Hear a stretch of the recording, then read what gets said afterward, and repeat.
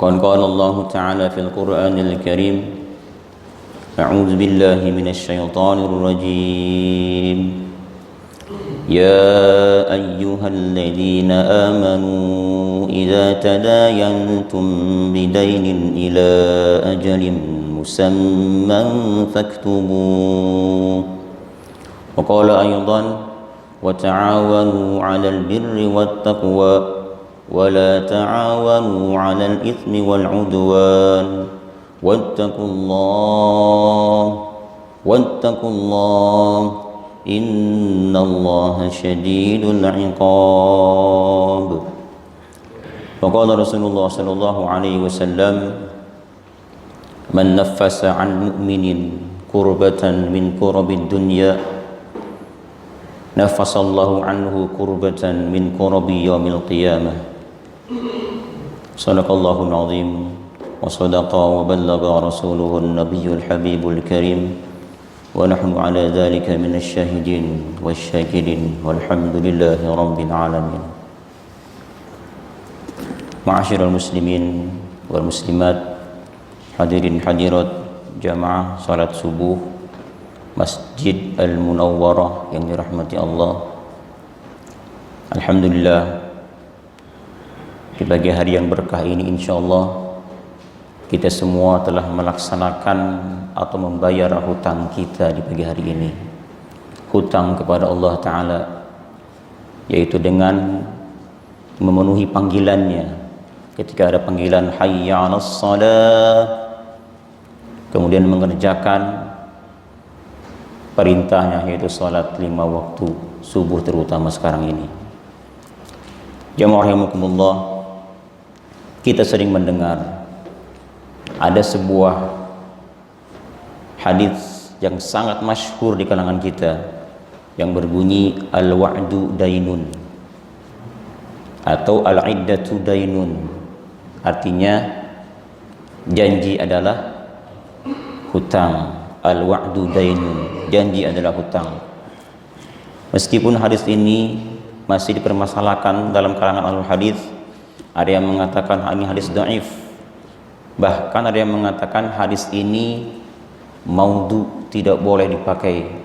Akan tetapi dari sisi maknanya sah, boleh. Bahkan penting kita amalkan. Janji adalah hutang. Sebagaimana Allah mengatakan dalam Al-Quran surah Al-Isra, wa aufu bil ahdi innal ahda kana mas'ula. Penuhilah janji, karena kelak janji akan dipertanyakan. Dan kita berjanji kepada Allah Ta'ala setiap waktu, setiap salat. Kita katakan dalam salat kita, inna salati wa nusuki wa mahyaya wa mamati lillah. Salatku, bahkan ada tambahan sesungguhnya salatku, nusukku, ibadahku, hidupku, matiku lillahi rabbil alamin, hanya murni untuk Allah Ta'ala, Tuhan semesta alam. Ini janji kita kepada Allah Ta'ala, ikrar kita kepadanya. Nah, makanya alhamdulillah di pagi hari ini kita telah membayar hutang kita kepada Allah Ta'ala. Salawat dan salam mari kita haturkan kepada uswah dan qudwah kita. Beliaulah seorang nabi yang mana Aisyah pernah ditanya oleh seorang sahabat, bagaimanakah akhlaknya Rasulullah sallallahu alaihi wasallam. Hadis ini sahih dan banyak jalurnya. Aisyah menjawab, kana khuluquhul Qur'an. Akhlak beliau adalah Al-Qur'an. Jika kita ingin tahu bagaimana akhlaknya Nabi, maka lihatlah Al-Quran. Setiap perintah yang ada dalam Al-Quran, maka Rasulullah telah mengamalkannya. Dan setiap larangan yang ada di dalamnya, maka Rasul pun sudah menjauhinya. Dan termasuk di antara akhlak Nabi SAW dalam masalah hutang piutang, Rasulullah pernah suatu hari meminjam kepada seekor unta yang masih kecil. Lalu para sahabat mengajukan sebagai penggantinya adalah unta zakat. Akan tetapi Nabi menolaknya dan malah mengganti dengan unta yang lain. Abu Rafi mengatakan, "Ya Rasulullah, kita tidak punya unta kecuali unta yang lebih baik dari unta yang kau pinjam kemarin, ya Rasulullah." Kata Nabi, "A'tuh fa inna min khiyarikum ahsanakum qada'a." Berikanlah, tidak apa-apa. Berikan unta yang lebih baik, lebih tua usianya. Kenapa? Inna min khiyarikum ahsanakum qada'an. Sesungguhnya di antara kebaikan adalah yang paling terbaik dalam sisi pembayarannya. Kemarin Nabi meminjam unta yang kecil, dibayar, dikembalikan unta yang lebih besar lagi. Subhanallah, akhlak mulia. Dan tak lupa kepada semua sahabatnya, semua pengikutnya, yang mana mereka lah orang-orang pertama yang mengikuti jejak Rasulullah SAW. Dan semoga kita semua pun dapat mengikuti jejak-jejak mereka. Amin ya Allah ya Rabbal Alamin. Ya rahimakumullah, dalam kajian pagi hari ini kita akan mengkaji tentang ancaman menunda-nunda hutang bagi yang memang mampu untuk membayarnya. Sebelumnya kita akan kaji tentang masalah pinjaman. Dalam Islam ada ilmu fikih yang dimuat di dalamnya Kitabul Ariyah, bab pinjaman. Dalam pinjaman ada 4 rukun yang mesti kita perhatikan. Yang pertama adalah si mu'ir, orang yang meminjamkan, namanya mu'ir kalau istilah fikih. Kedua, musta'ir, orang yang meminjam, musta'ir. Yang ketiga, al-mu'ar, yaitu barang pinjamannya, benda yang akan dipinjamkannya. Dan terakhir, sigat, ijab qabul, peminjam yang meminjamkan barang yang dipinjamkannya. Dan terakhir sigat. Dan masing-masing ada syarat-syaratnya. Si peminjam dan yang meminjamkan disyaratkan harus akil balig, harus akil, berakal, dan harus balig. Tidak sah meminjam dari orang yang masih kecil atau dari orang yang gila, harus sudah balig dan berakal. Yang pertama. Kemudian yang kedua, dari sisi mu'ar yang dipinjamkannya, barangnya harus, yang pertama ada manfaatnya, yang kedua bendanya utuh. Tidak sah kita meminjam barang dengan barang yang tidak bisa utuh, ada manfaatnya tapi tidak utuh. Seperti lilin misalnya, ada manfaatnya tapi dia akan meleleh, tidak utuh. Atau makanan misalnya, minjem makanan, kita makan habis. Atau minuman, ini benda-benda yang tidak utuh ketika dipinjam, maka tidak sah meminjam benda tersebut. Dan terakhir sigot artinya ijab qabul dari pihak si mu'ir dan si musta'ir. Misalnya saya pinjamkan barang ini kepadamu, dari pihak musta'ir mengatakan saya terima pinjamannya, tidak dengan ucapan tapi dengan sikap. Misalnya ada orang berkata seperti ini, "Pak, pinjam tangganya." Kita isyarat dengan kepala kita. Maka ini pun termasuk ijab qabul, sah dalam ilmu fikih. Sama halnya seperti orang yang bisu, Pak. Orang yang bisu bagaimana ijab qabulnya? Maka cukup dengan isyarat saja. Ada orang bisu nikah misalnya, "Aku nikahkan kamu dengan anakku dengan mahar sekian, dijawab tunai."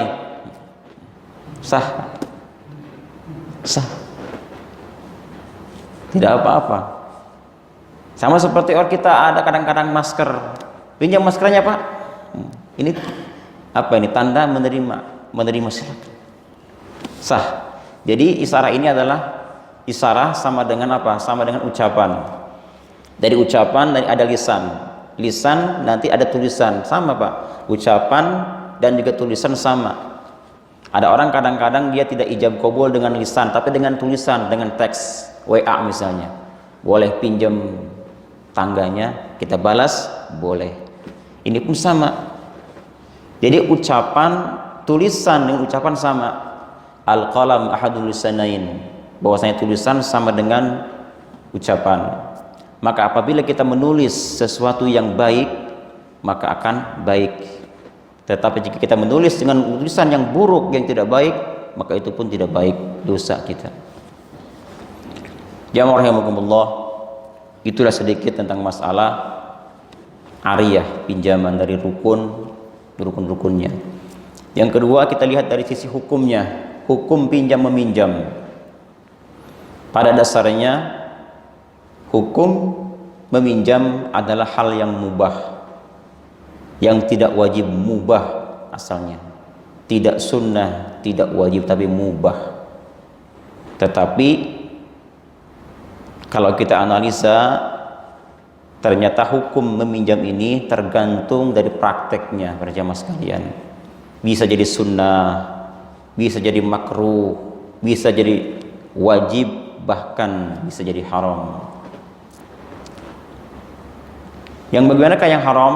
Misalnya kita meminjamkan pinjaman, kita tahu misalnya ini barang akan digunakan untuk yang tidak halal. Seperti misalnya kita pinjamkan golok. Ada orang pinjam golok, dan kita tahu golok ini akan digunakan untuk membunuh, maka haram meminjamkan golok tersebut. Sama halnya kita menjual barang yang kita tahu ini barang akan digunakan untuk yang haram, maka haram menjual barang tersebut. Ada yang sunnah. Seperti apa yang sunnah?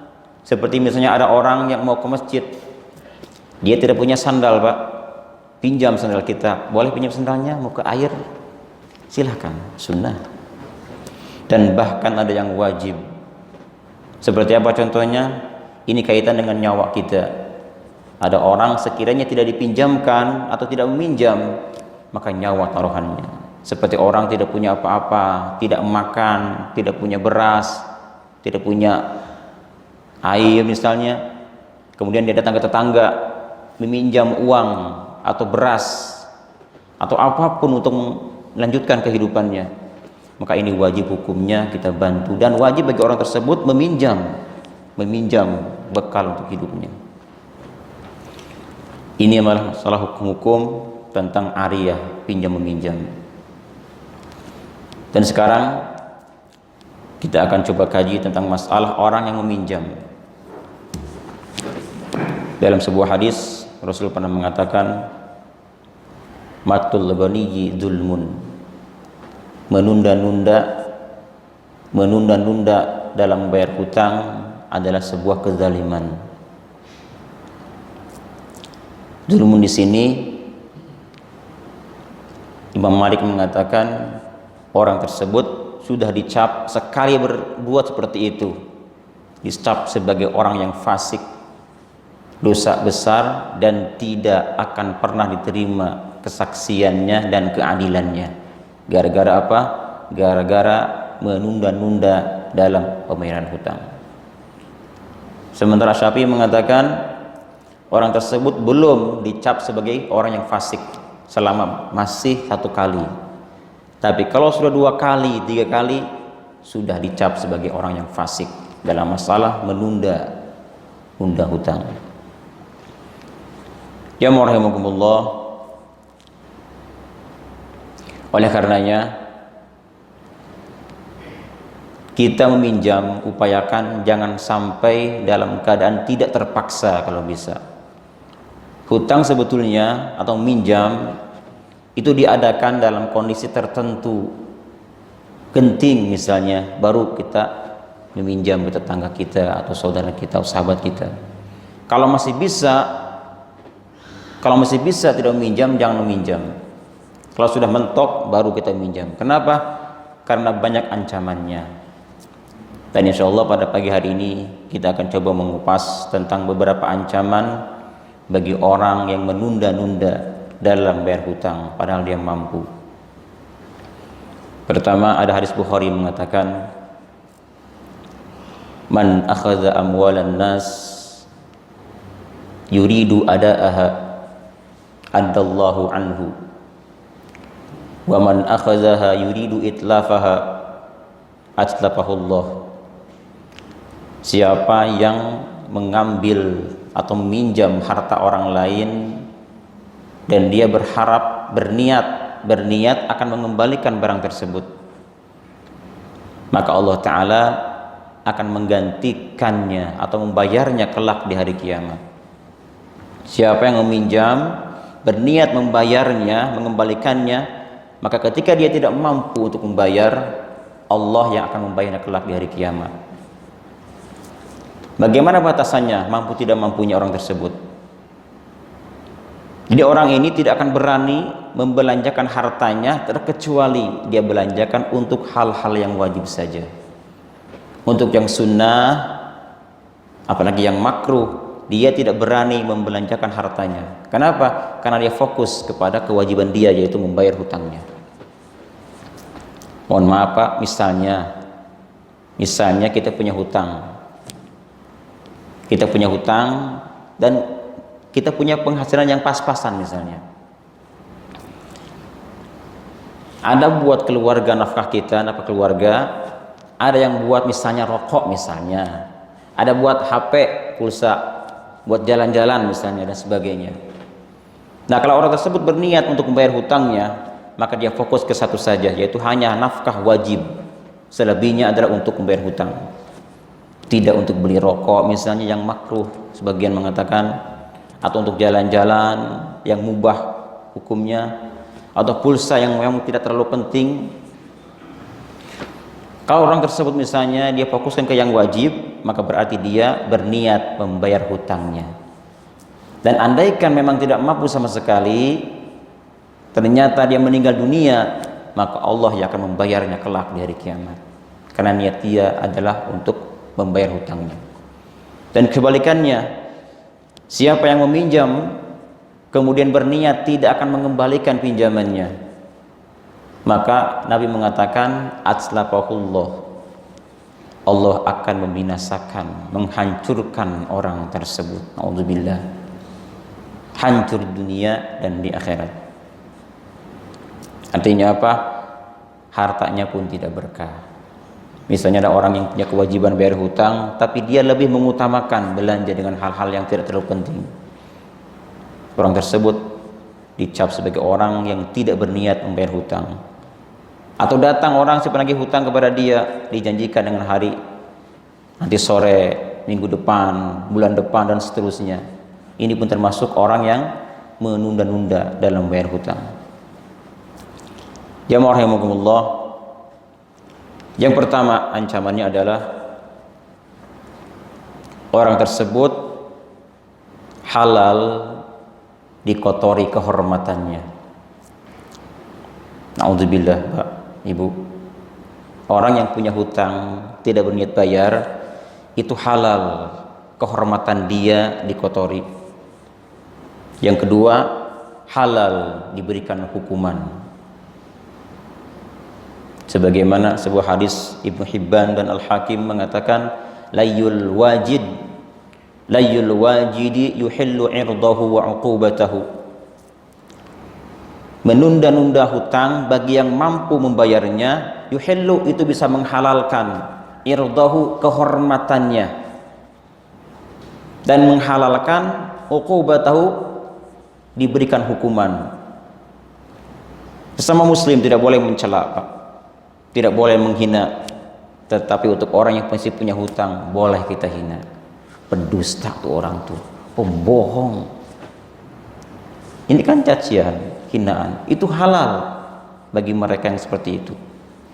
Dan bahkan kita yang sudah tahu orang ini memang kalau minjam hutang tidak pernah bayar, haram bagi kita meminjamkan pinjaman apapun kepadanya. Kalau sudah masyhur orang tersebut dengan sebutan seperti itu, haram bagi kita. Kenapa? Karena menolong dari sisi maksiat.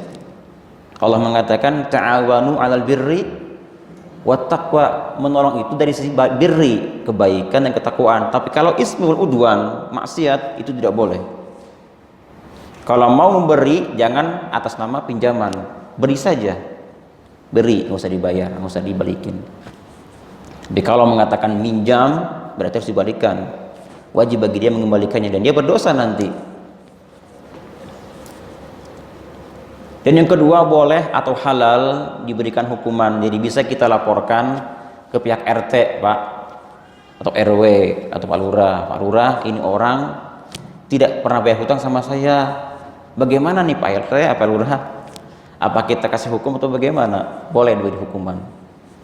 Dan bahkan Pak, kalau kita menagih orang tersebut tidak bayar juga, kita dibolehkan mengambil hartanya dia.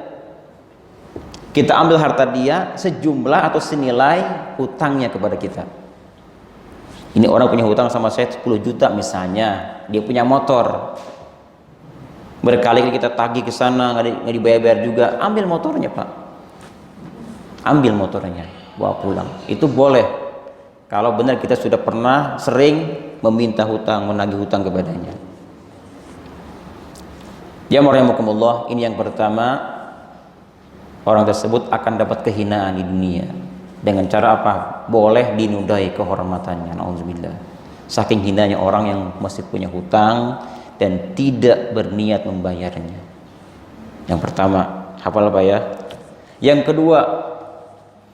kedua, semua dosa ada kifaratnya.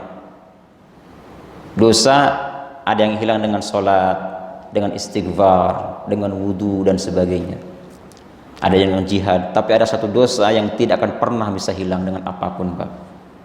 Sholat ribuan rakaat tidak bisa, puasa 1000-an hari tidak bisa, Al-Quran khatam ribuan kali tidak bisa, bahkan jihad fisabilillah nggak bisa, Pak. Kecuali apa? Kecuali apa itu? Yaitu hutang. Hutang yang tidak akan pernah bisa ditebus dengan apapun, terkecuali dilunasi hutangnya, baru selesai masalah. Ada sebuah riwayat dari Al-Bukhari, At-Tirmidzi, Ibnu Majah. Ada seorang laki-laki datang ke Rasulullah SAW. Dia berkata, ya Rasulullah, aru'aita in kutiltu fi sabilillah sabiran muhtasiban muqbilan la mudbira. Ya Rasulullah, bagaimana seandainya saja saya terbunuh fisabilillah dalam keadaan sabar, ikhlas, beriman, apakah Allah Ta'ala akan menghapus semua dosa-dosaku? Apa kata Nabi?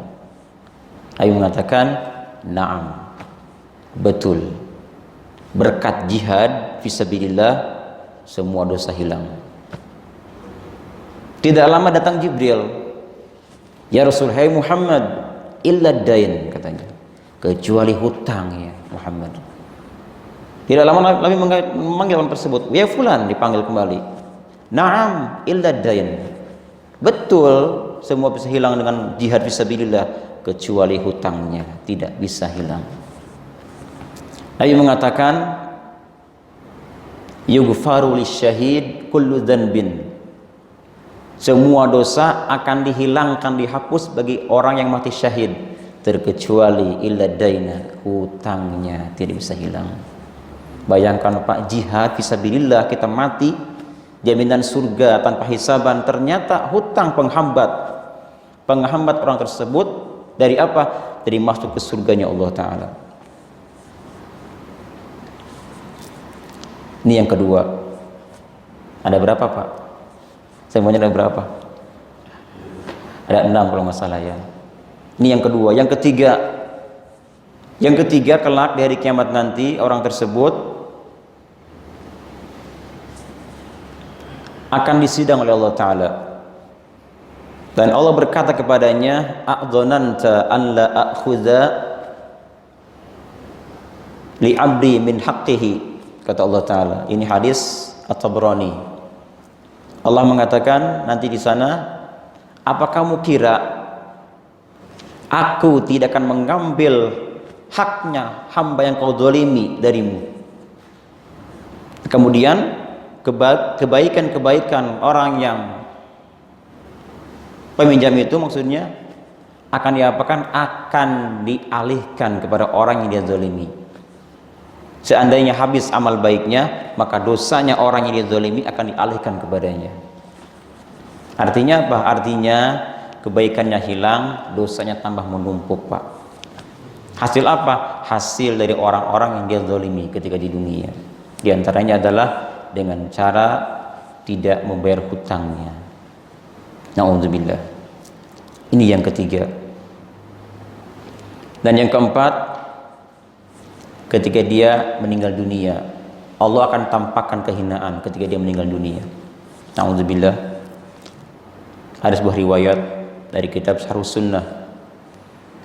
Jadi Nabi pernah didatangkan jenazah. Ya Rasulullah, tolong sholati orang ini. Kata Rasulullah, hal ala sahibikum dainun. Apakah orang ini punya hutang? Ditanya, Pak, apakah dia punya hutang? Kata Nabi. Kata sahabat, na'am, dia punya hutang. Yang kedua kata Nabi, hal turika lahu min wafain. Apakah ada peninggalan hartanya untuk melunasi hutangnya? Mereka menjawab, la, tidak ada ya Rasulullah. Tidak ada. Akhirnya Rasul mengatakan, sallu ala sahibikum. Sallu ala sahibikum. Silahkan kalian semua solati orang ini. Saya tidak mau mensolatinya. Kenapa demikian? Apa Nabi sombong? Bukan. Karena solatnya Nabi adalah syafaat. Dan syafaat Nabi tidak akan pernah diberikan kepada orang yang masih punya hutang. Akhirnya Ali maju ke depan. Ya Rasulullah, alayya dainuhu. Ya Rasulullah, hutangnya biar saya yang tanggung ya Rasulullah. Akhirnya baru Nabi maju ke depan. Baiklah, maju ke depan dan berkata kepada Ali, fakkakallahu rihanaka kama fakakta rihanaka akhikal muslim. Kata Nabi, hai Ali, semoga Allah Ta'ala membebaskan dirimu dari api neraka sebagaimana engkau telah membebaskan hutang saudaramu yang muslim. Tidak ada seorang yang muslim yang membantu untuk melunasi hutang saudaranya, maka Allah Ta'ala akan membebaskan dirinya dari api neraka. Akhirnya apa? Akhirnya Nabi sholat. Dan ternyata Nabi juga pernah, para jamaah sekalian, pernah dulu meminjam yang belum terlunasi waktu itu. Akhirnya Ali yang melunasi hutang tersebut. Pernah diriwayatkan seperti itu. Ini yang keberapa? Keempat, Pak ya? Yang pertama apa tadi? Yang pertama, hina di dunianya. Yang kedua, tidak diampuni dosanya. Yang ketiga,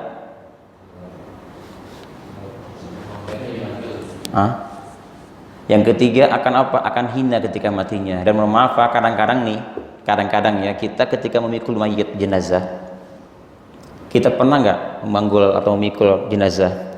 Kadang-kadang ada mayit yang sangat berat kita bawa, Pak. Ada apa ini sebetulnya? Orangnya ringan, kecil, tapi kok berat sekali.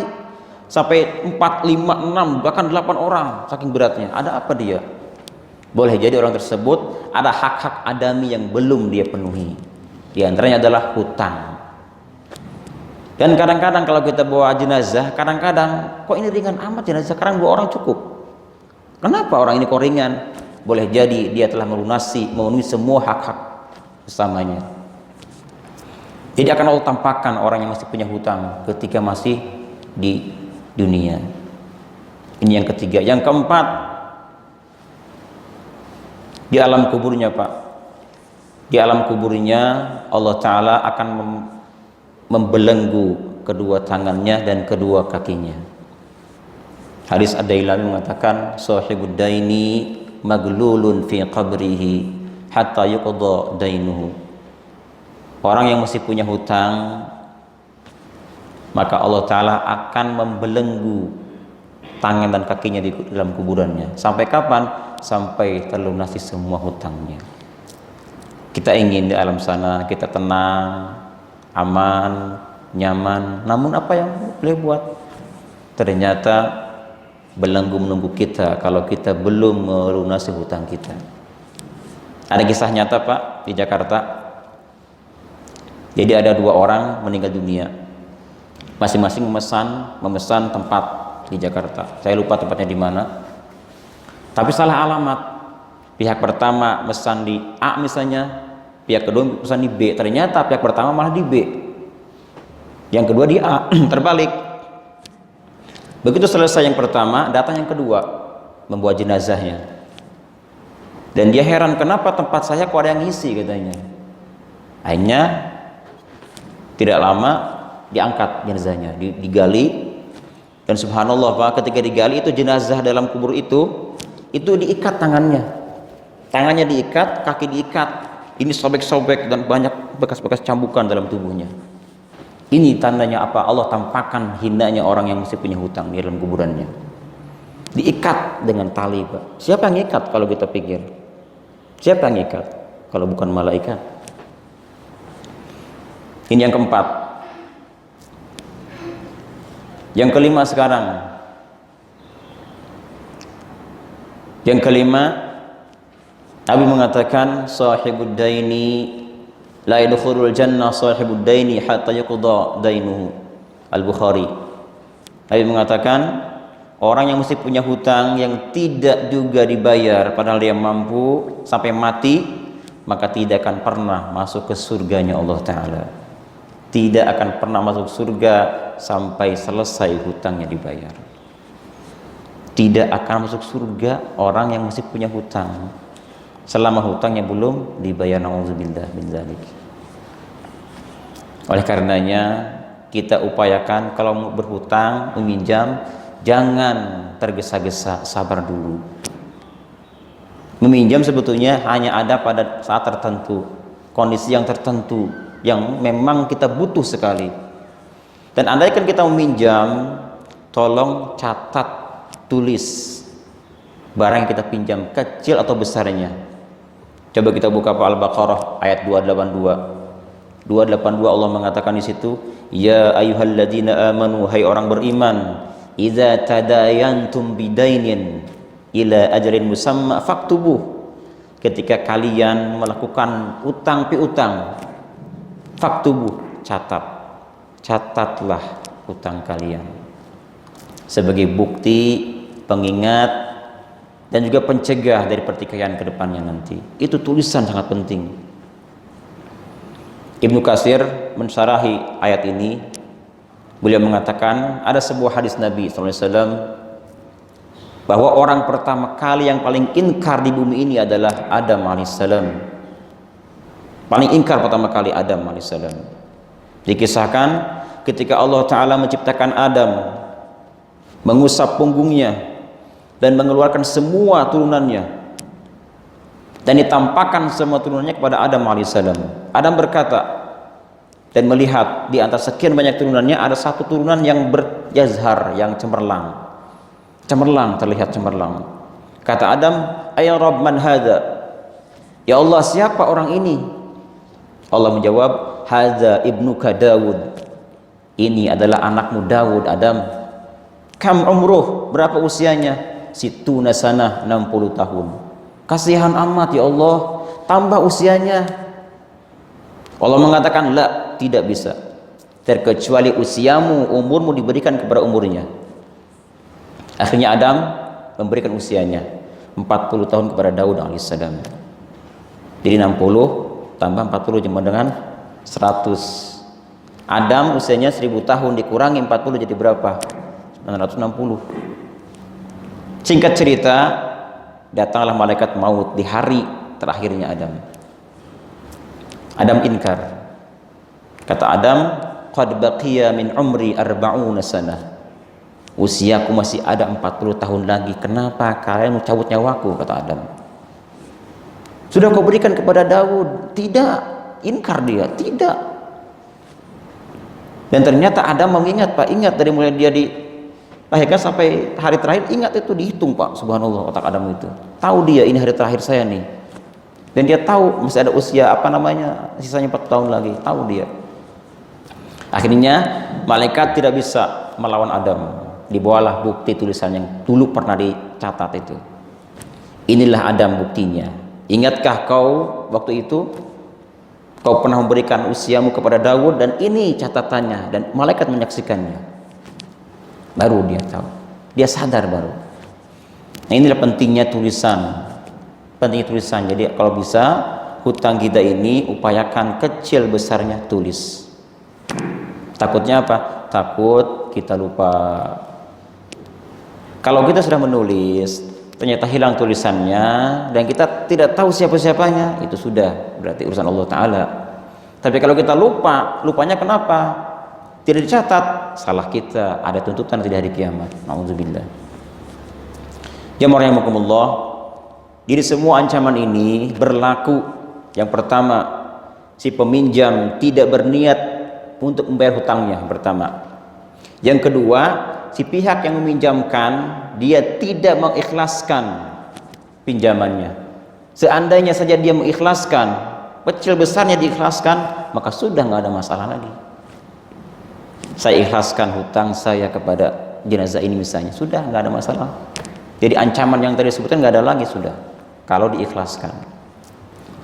Nah makanya Pak, kalau kita punya hutang nih, kita punya hutang sama orang, nanti si orang yang meminjam kepada kita itu boleh memilih 2 pilihan. Yang pertama, apakah hutang kita dialihkan kepada barang yang lain yang senilai harganya, atau dikurangi hutangnya separuh misalnya.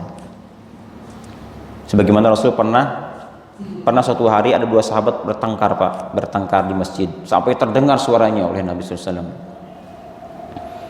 Apa yang mereka ributkan? Tentang masalah hutang piutang. Si A mengatakan orang ini tidak pernah bayar hutang. Si B mengatakan kan saya tidak punya uang. Ributlah. Kata Nabi, ibrokkan artinya bebaskan sebahagiannya, sebagian lagi bayar. Nah para ulama fikih akhirnya mengaturlah bab ariyah pinjaman ini menjadi 2 bagian. Jadi masalah pinjaman ada 2, Pak. Ada namanya muawadhah, ada namanya ibrok. Arti muawadhah adalah mengalihkan hutangnya dengan benda yang lain, itu muawadhah. Atau yang kedua, dibebaskan sebagiannya lagi, itu ibrok namanya. Ini kalau misalnya si pihak yang meminjam tidak pernah bayar hutangnya, solusinya adalah muawadhah atau ibrok. Itu dalam Islam. Mudah-mudahan kajian pagi ini membawa berkah kepada kita semua. Semoga yang ada hutang cepat terbayar, Pak ya. Dan semoga kita semua di tahun baru ini dilimpahkan segala kebaikan kepada kita, lebih baik daripada tahun sebelumnya.